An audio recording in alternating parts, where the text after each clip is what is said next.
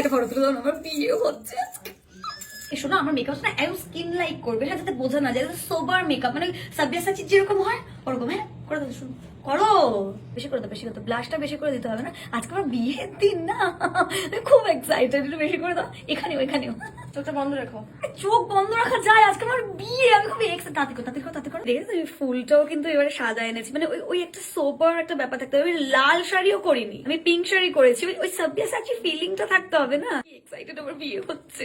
এই জুয়েলারি গুলো ভালো না? বিয়ের জন্য আমি 6 মাস আগে থেকে শুধু এই মেকআপ আর জুয়েলারি কিনেছি, বুঝলেন? আমি হা করে হাসবো যাতে ফটোগুলো ভালো আসে। নড়তে পারছি না ঠিকই। মাই গড, চোখে জল চলে আসে, কি সুন্দর লাগছে দেখতে। লাল কালারের বেনারসি আর এক গাদা কলকা পরে কি হবে? This is the main.